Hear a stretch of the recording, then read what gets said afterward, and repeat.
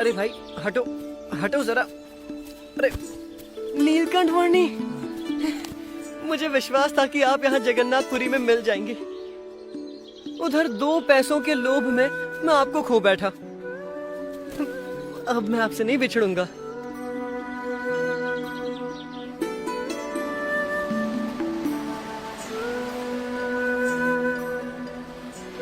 जगन्नाथपुरी की भूमि और जगन्नाथपुरी का समुद्र नीलकंठ वर्णी के संग से पावन हो चुके थे, तो फिर जगन्नाथपुरी के राजा कैसे रह जाते।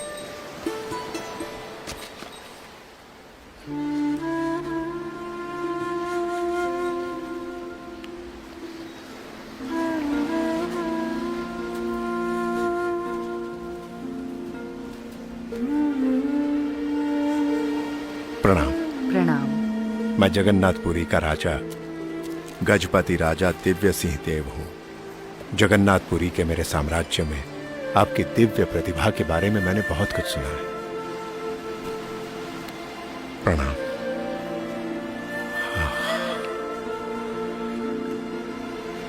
दिव्य, अति दिव्य। आप तो दिव्य अति दिव्य हैं। आप तो सच्चित आनंद स्वरूप हैं। प्रभु, मेरी प्रार्थना है कि इस वर्ष के रथ यात्रा उत्सव में आपकी विशेष उपस्थिति हो जी, जिससे समग्र जगन्नाथपुरी के वासियों को आपके दर्शन का सौभाग्य मिले जी। और रथ यात्रा उत्सव के पश्चात भी आप यहां जगन्नाथपुरी में ही बसे रहें। धन्यवाद प्रभु, धन्यवाद।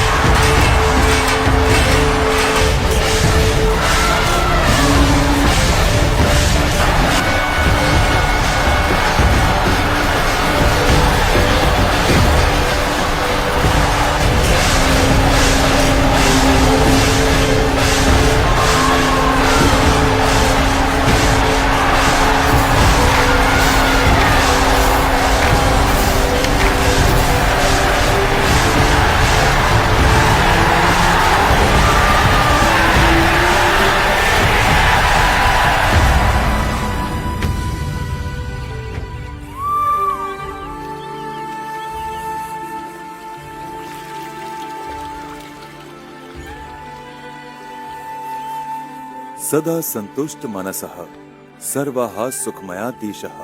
यदि संतोष पूर्वक जीवन जिएंगे तो सुखी रहेंगे।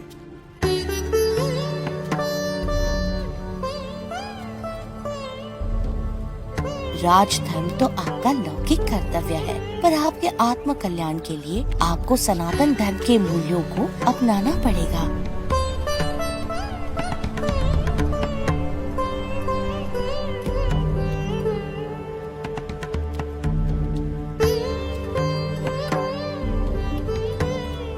पिछले 10 महीनों में कई बार जगन्नाथ जी के दर्शन आपके साथ किए हैं, और आज वैसे दर्शन अंतिम बार किए।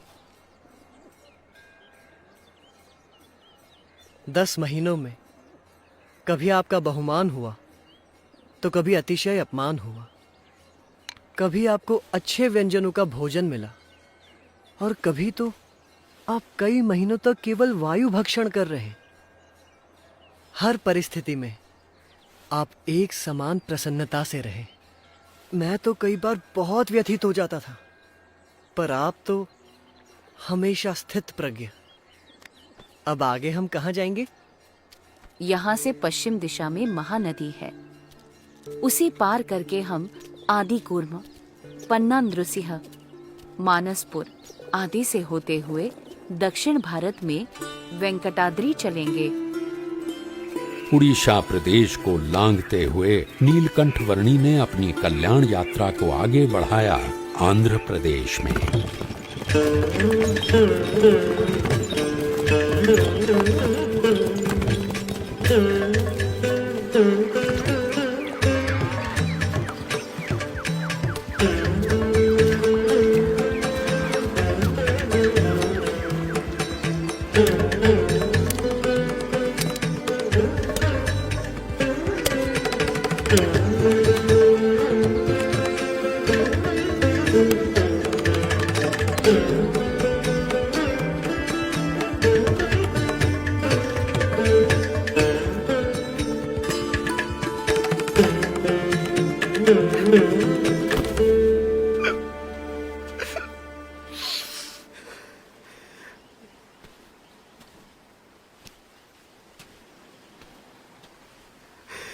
मेरे माँ बाप की स्थिति अभी कैसी होगी?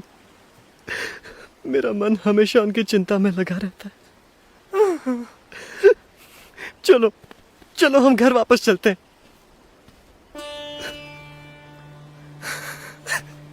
तो फिर मुझे जाने दो। उनके देहांत तक मैं उनकी सेवा करूंगा और बाद में आपके पास आ जाऊंगा। कोई बात नहीं जय रामदास, तुम जा सकते हो। पर मुझे आपसे सन्मुख भी रहना है। उनके प्रति मेरा मोह मुझे आपसे दूर कर रहा है। मैं असफल हो रहा हूं।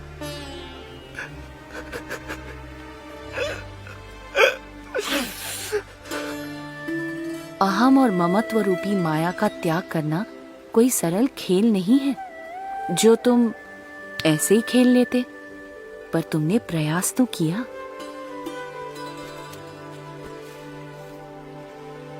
जी भैया। और हाँ, जब से तुम्हारे पिताजी ने तुम्हें मुझको सौंपा है, तब से तुम मेरे कहलाए हो। जी नीलकंठ। और जिसे एक बार मेरा संबंध हो जाता है और जो मेरा कहलाता है, उसे मैं छोड़ता नहीं हूँ और उसमें मैं तिल भर जितनी कसर भी रहने देता नहीं हूँ। तो चिंता मत करो। भविष्य में जब तुम्हें वैराग्य की वृत्ति जाग उठे, तब पश्चिम दिशा में गुजरात क्षेत्र में आकर मुझसे मिलना। मुझे तुम्हें साधु दीक्षा देकर तुमसे अच्छे कार्य करवाने हैं और तुम्हारा आत्यंतिक मोक्ष भी करना है।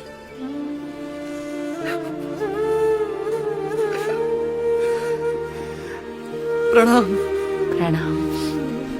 मुझे भूलिएगा मत।